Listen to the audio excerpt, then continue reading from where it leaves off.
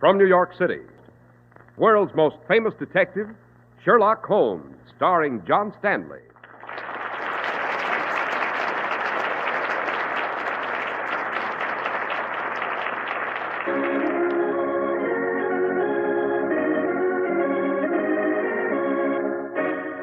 This week's story, The Adventure of London Tower. Holmes, the official police have been swarming through the Tower of London here for 2 days, and they've found nothing. That is because they've met their match, Watson. The thief who engineered this extraordinary crime is a man worthy of my own metal. Yes, but where is he? How did he escape from the tower? He didn't, Watson. Oh, but that's absurd, Holmes. He can't still be here. Can't he, Watson? Listen to that. Holmes, the killer. He is here, and he's struck again. Yes, quick. Down these stairs. After him.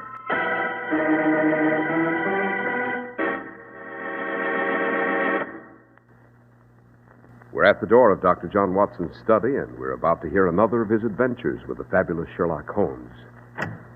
Well, good evening, Mr. Harris. Good evening, Dr. Watson. Hard at work on your memoirs as usual, I see. Well, which one is it this time? Well, tonight, Mr. Harris, I'm able to reveal for the first time an extraordinary adventure, the details of which for many years were shrouded in official secrecy. It is only recently, and by dint of constant appeal to Scotland Yard and Downing Street itself, that I was given permission finally to reveal the facts of this case. Well, now you've stirred my curiosity, Dr. Watson. What is this story called? I call it The Adventure of London Tower, and I promise you an interesting evening.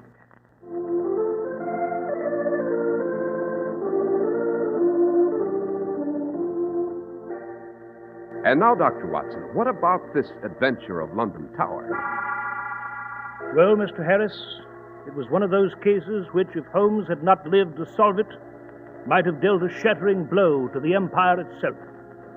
Holmes and I first became aware of an extraordinary crisis when we were roused from our beds early one morning by a personage no less than the Prime Minister himself, Lord Bellinger.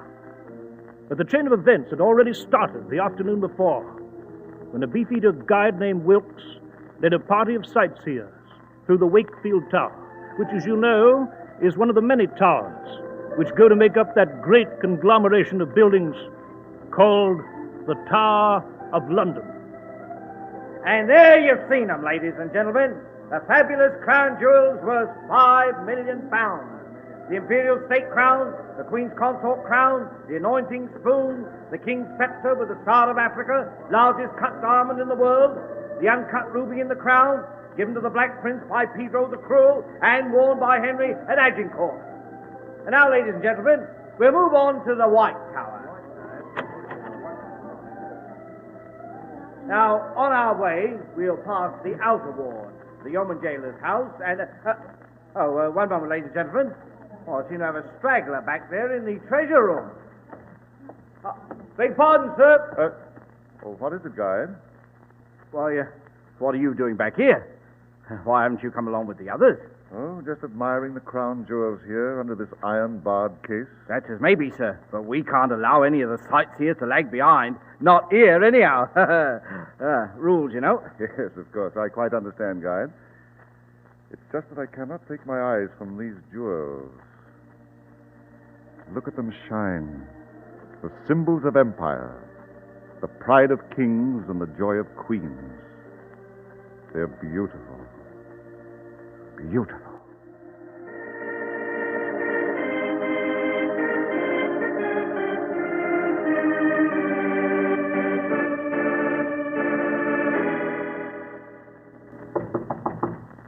Come in. Yeoman Albert Hodgkins of the Tower Guard reporting, Major. Oh, yes, Hodgkins. At ease. Yes. Hodgkins, as Major of London Tower and Chief Constable, I seem to be having trouble with my yeoman warders lately. Let me see. You stand watch over the crown jewels with Yeoman Wilson, do you not? Yes. Quite. But it seems that Wilson is ill and confined to his quarters. I shall therefore assign another man to stand guard with you. And who will that be, Major Markham? A new man to the yeoman of the guard, Hodgkins. His name is Digby, and he comes to us with an excellent military record. He'll report directly to you at the treasure room tonight. Very good, sir. And, Hodgkins, one more thing. Yes, Major? This man Digby was shot up a bit in the Afghan war. They did some rather crude surgery to his face. I'm counting on you to exhibit no particular reaction. You understand? Of course, Major. Very good. That'll be all, Hodgkins.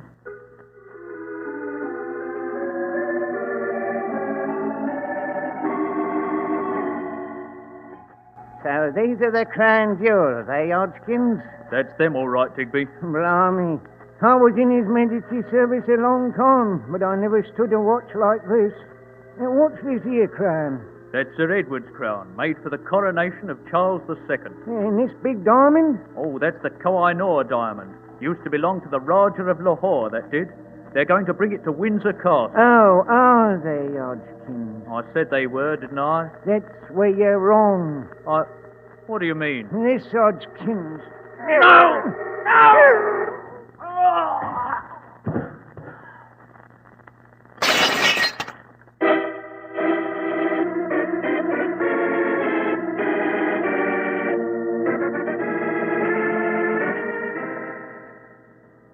Mr. Holmes, Dr. Watson, you will forgive me if I've interrupted your slumber in the dead of night like this, but the magnitude of this crime, the immediate need of investigation... Quite, Lord Bellinger. Dr. Watson and I are at your service. So, Your Lordship, Holmes and I never expected a personal visit of the Prime Minister of England to our humble quarters here at Baker Street. Yes, Dr. Watson. In the ordinary course of events, I should have summoned you to Downing Street, but there is no time to waste. There is a terrible urgency to this whole fantastic affair. Oh, I should say so. Crown jewels stolen from the Tower of London, Tower Guard murdered. By Jove, what cheek. No one's ever tried that before. On the contrary, Watson, they have. In the reign of Charles II, an Irishman named Thomas Blood purloined the jewels and almost succeeded in getting them out of London before he was apprehended. But enough of that. Lord Bellinger, a question or two, if you please. Yes, Mr. Holmes? Is the government yet aware of this loss? Only the highest circles. The royal family has been notified, and the inner cabinet. We are striving to keep the affair a secret as long as possible. You must understand why. Quite. Oh, the crown jewels are priceless. They are indeed, Dr. Watson, and more than in just a material sense. Indeed, they are the symbols of empire. They hold our far-flung dominions and colonies together. I need not tell you the shattering impact of this news, both at home and abroad.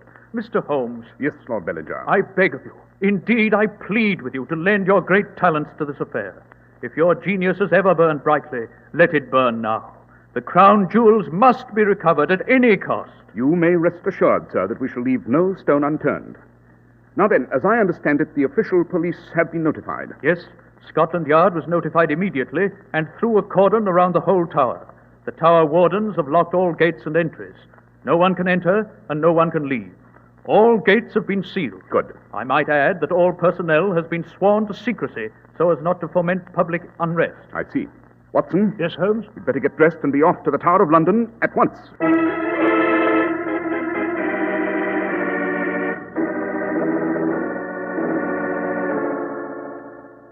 So you're Overbury, the chief warder. Yes, Mr. Holmes. Major Markham, the chief constable, asked me to conduct Dr. Watson and yourself to the treasure room the moment you arrived. Nothing's been disturbed, Overbury? No, Dr. Watson, nothing. We left the corpse of poor Hodgkins just as it was.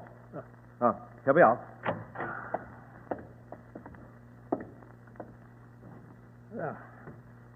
Holmes, this poor chap was stabbed.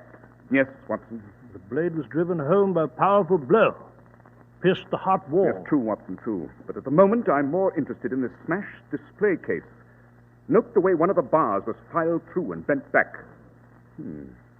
Interesting. What's interesting, sir? The thief, if I recall the articles exhibited here, took an amazingly large number of these valuables. They must have been difficult to hide and bulky to carry. Overbury. Yes, Mr. Holmes. What time this morning did you discover the theft? Why, about 4 o'clock, sir. What did you do after that? I immediately ordered the alarm and notified Major Markham. He was just finishing his bath. Bath?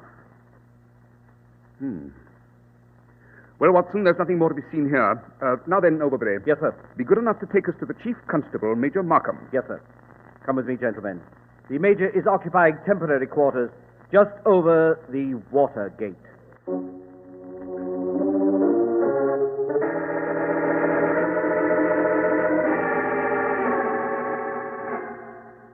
Mr. Holmes, Dr. Watson, we're at our wits' end here at the tower.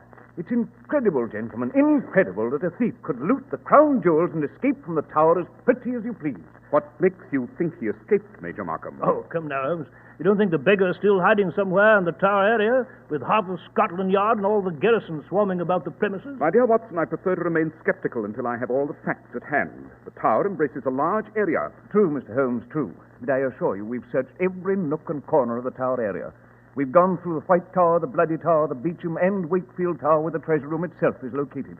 And not a sign of the thief. Seems to me we must resign ourselves to the fact that the burglar may be miles away by now, Holmes. Yes, perhaps, Watson, perhaps.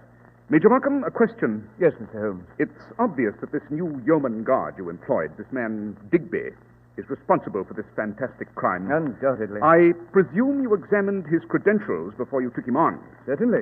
They seem quite in order. A good military record and honorable discharge. Forged, no doubt. No doubt. However, we do have a clue. Indeed? What clue? The man's face. It was bloated, blotched, kind of dead chalk white and puffy in appearance. Indeed, I found it very unpleasant to look at. Well, Joe Holmes, if we ever come across the beggar, he should be easy to identify. Be sure, Watson, if we ever come across him. This Wendell is a man of some parts, my dear fellow. He executes the most fabulous crime of the century, vanishes into thin air, disappears through stone masonry, so to speak, and all without a trace. Major Markham. Yes, Mr. Holmes? I should like to question the tower guides at once.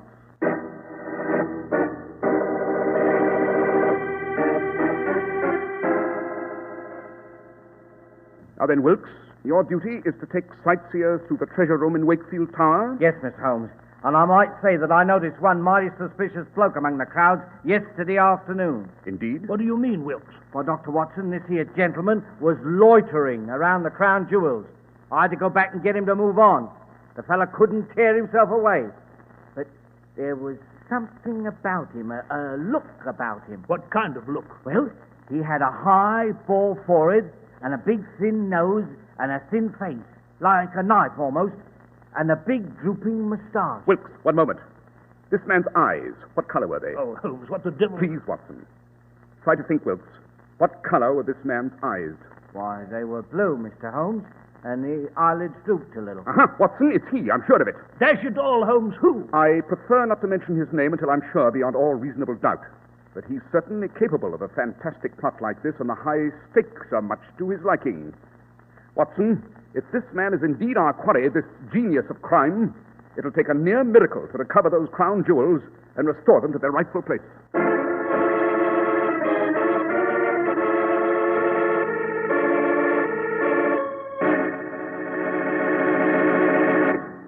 Well, Dr. Watson, so far it's been some adventure. Yes, Mr. Harris. I consider it unique among my memoirs. Yes, unique.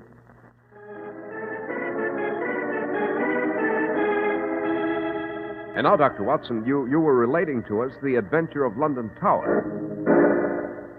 Yes, Mr. Harris, I was. As Holmes continued to question the beefeater guide sharply, I saw that Holmes's face was like a mask.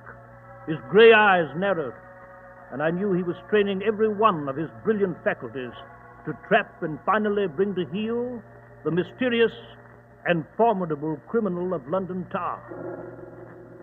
Finally, as Holmes and I were ascending the steps between the Bloody Tower and the guardhouse, Holmes said, Watson, it's my considered opinion, after a careful examination of the facts, that the crown jewels are still somewhere here in the tower. What? Precisely. And I'm positive that the thief is still in the tower as well. Well, Holmes, for once I must disagree with you. Why, the official police have been swarming through the whole tower area for days. True. But even if they find the thief, they'll never recognize him. Oh, dash it, Holmes, what are you driving at? The chief constable of the tower, Major Markham, clearly identified the bogus guard and killer Digby as having a bloated, puffy white face. Quite. But it's the thin-faced man with the cold blue eyes, the tourist with the drooping moustache, who's the key to this extraordinary affair. Oh, perhaps, Holmes. At this point, my dear Holmes, I'm thoroughly confused. As to the jewels themselves, you said they're still in the tower. And with good reason, Watson. You observed that several of the heavier pieces, crowns, scepters, maces, and so forth, were missing from the glass display case. Yes, but what of it? The thief would need a large bag, indeed a sack, to carry those bulky items. It's doubtful whether he could have slipped by the outer garrison guard without being examined. Holmes, what was that? Just a minute, Watson. Listen. Holmes, a scream. It came from the armory room. Someone's running. Quick, Watson. The killer. He struck again.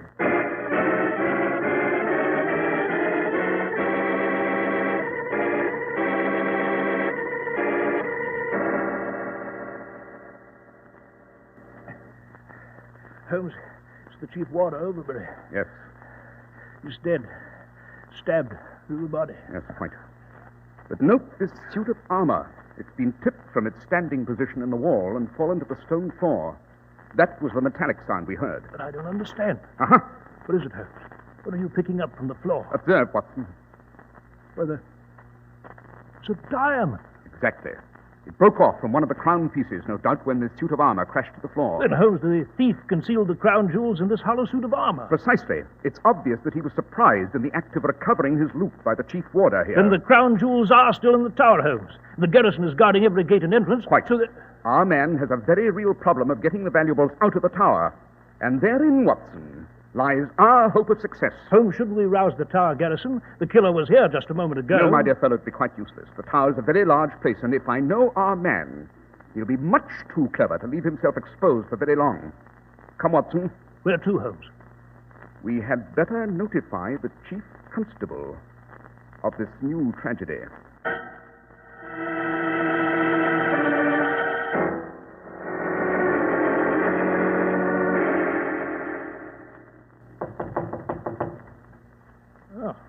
Major Markham doesn't seem to be in, Holmes. The door's ajar. In that case, suppose we go in and wait.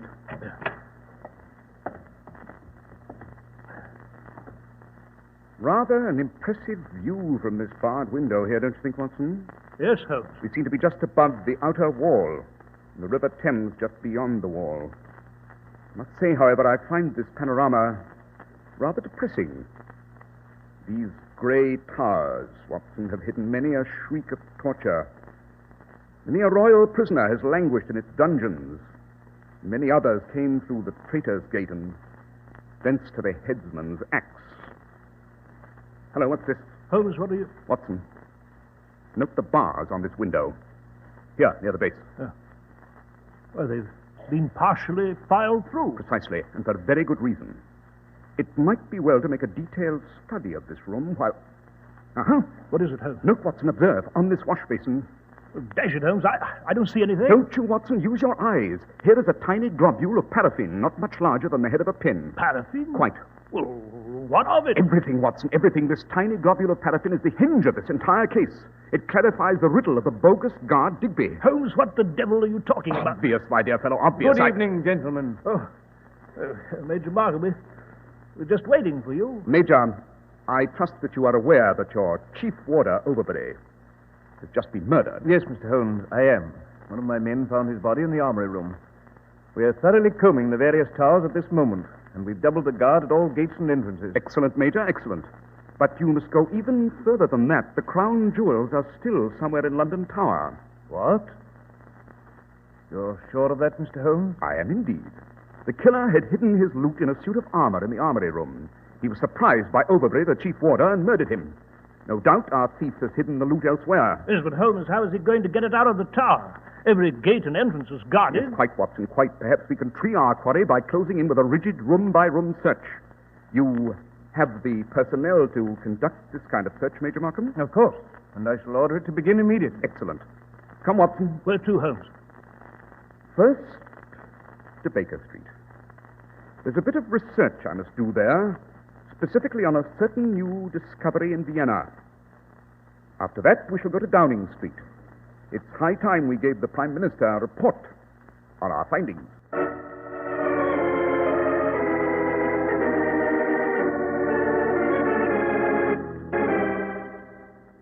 Mr. Holmes, Dr. Watson, I have left an emergency meeting of the inner cabinet to see you, and I pray that you have good news. Be of good cheer, Lord Bellinger. We've made considerable progress. I'm almost positive of the identity of the vandal who stole the jewels. Ah, but the jewels, the crown jewels, where are they? It is imperative that they be recovered soon, Mr. Holmes. Already rumors are sweeping London. The news has somehow leaked out, in spite of the fact that the newspapers have not printed a word of the story. The Foreign Secretary and the Home Secretary are in a state of agitation, not to mention the Bank of England itself. We must find the crown jewels, Mr. Holmes, and soon. We must. Patience, Lord Bellinger, patience. If I'm not wrong in my analysis of events yet to come, we shall close this case and recover the crown jewels tonight. Tonight? Holmes, you mean you know where they're hidden? No, but I expect someone else will find them for me. And when he does, you and I will be waiting to receive them. You mean inside the tower? On the contrary, Watson. I mean outside the tower.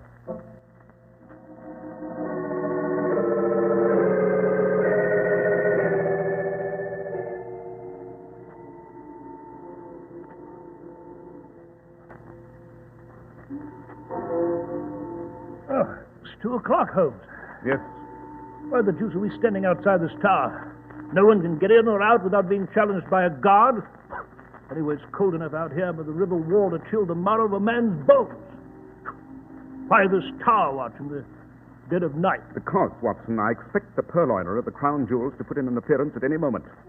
Like the cornered fox, the hounds close in, and he must break away before it's too late. But, dash it, I don't understand her. Watson, Eh? What is it? look at that window, high in the tower.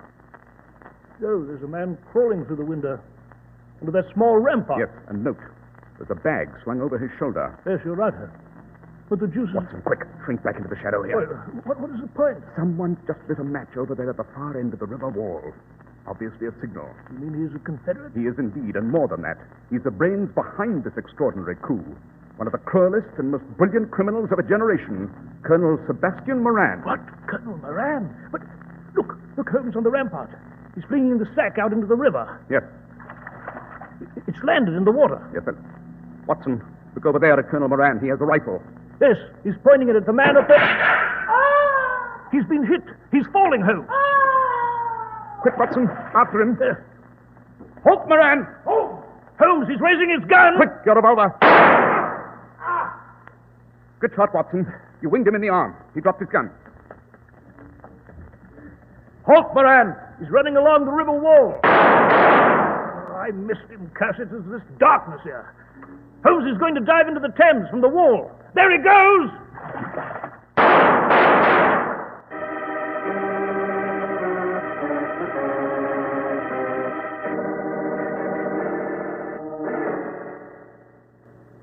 Well, Holmes, I'm afraid Colonel Moran made good his escape. Yes, Watson swam underwater, no doubt, and escaped in the darkness. Man has a charmed life. Well, here we are at the spot where the sack was flung into the river from the tower window. There's that heavy sack. How can we possibly... When they drag the Thames for it, Watson, I have no doubt they'll find the sack filled to the brim with the crown jewels of England. By Jove! So the man in the tower... Was Major Markham, obviously. Major Markham. Yes. He murdered Hodgkins and the chief warder and stole the crown jewels. He did indeed. But he was only a secondary factor, an accomplice. It was the fertile brain of Colonel Sebastian Moran which hatched this clever scheme. And Moran shot Markham because he didn't want to share in the spoil. Precisely. Once Markham had delivered the crown jewels, Colonel Moran had no further use for him. Dropping the bag through the window was obviously a method for getting the loot out of the guarded tower. It'd be easy enough later for Colonel Moran to recover the sack with grappling irons. Oh, dash it, Holmes, I confess I'm confused. The villain, as I understood it, was a bogus guard named Digby, with a blotchy, puffed-up white face. Precisely, Watson. But Digby and Major Markham were one and the same man. What?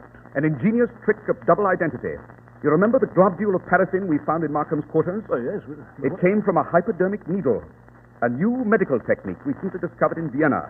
By injecting hot paraffin into the face, it's possible to change the facial contours and the shape of the features completely. The deuce, you say? Thus, Markham transformed himself to a puffy, white-faced guard and dubbed himself Digby. He came out of his office, killed Hodgkins, stole the crown jewels and hid them. Then he returned to his quarters and took a hot bath at the rather unusual hour of 4 o'clock in the morning. Holmes, you mean the hot bath? Quite. The paraffin oozes out of the pores when subjected to warm vapor and hot water. And by this method, Digby became Markham again. And all the while, the official police were looking for a puffy, white-faced man. Yes, it's no wonder they didn't find him, since he never really existed. Holmes, I must congratulate you on a brilliant piece of work. Well, I suppose now we shall inform the Prime Minister that the crown jewels lie at this spot, the bottom of the Thames, and can easily be recovered. Exactly. But for myself, The case is not yet closed. What do you mean, Holmes? Colonel Sebastian Moran is still at large. But someday we shall meet again. And next time, Watson, I promise you we shall settle our account for good.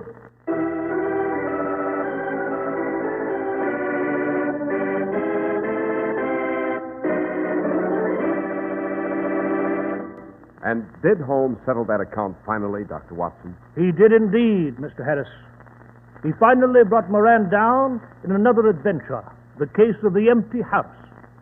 I might add that Colonel Sebastian Moran was considered the best rifle shot in India, and his feat in shooting Major Markham off that tower rampart was an exceptional bit of marksmanship. Well, Dr. Watson, it's certainly been an exciting case.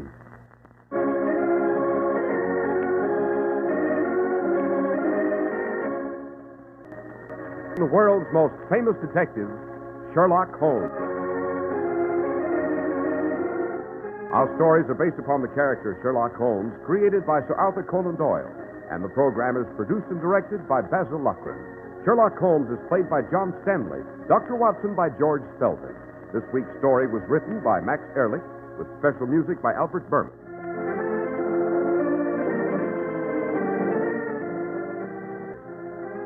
Be sure to listen next week to Sherlock Holmes in The Adventure of the Speckled Band.